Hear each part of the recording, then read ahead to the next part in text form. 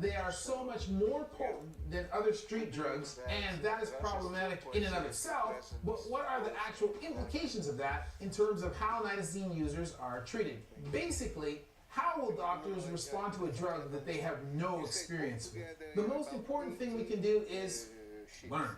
What do you say, interns? Let's find out some more about nitazenes, and you can tell me your thoughts on how to handle it in the comment section. Bro, this shit acting crazy. Nitazenes were first synthesized in the 1950s. Because they are unfamiliar to the majority of the medical community, they are being considered an emerging class of drugs, a new drug. They are classified as a novel psychoactive substance, or NPS, also sometimes referred to as a novel potent opioid, or NPO.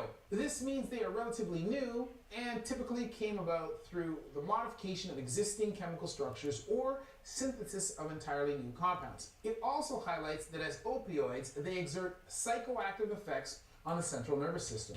Opioids include any drug that acts on opioid receptors in the brain, and any natural or synthetic drugs that are derived from or related to the opium poppy.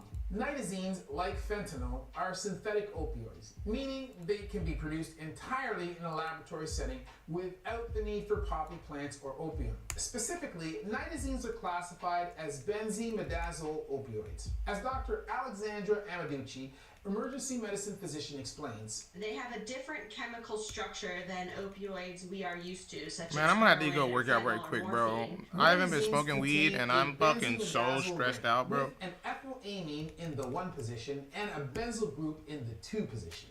And let me just say for a moment that although I thought organic chemistry was behind me, I guess it came in handy after all. The synthesis process permits the attachment of various substituents, making mainly similar analogs, or versions, some of which include etonitazene, metonitazene, isotonitazene, and metodesnitazene. They exert their effects by binding to opioid receptors in the brain, as would morphine or heroin. Alright, boys, I'm gonna be right back, bro. Like, I can't. I'm sorry. I gotta go work out.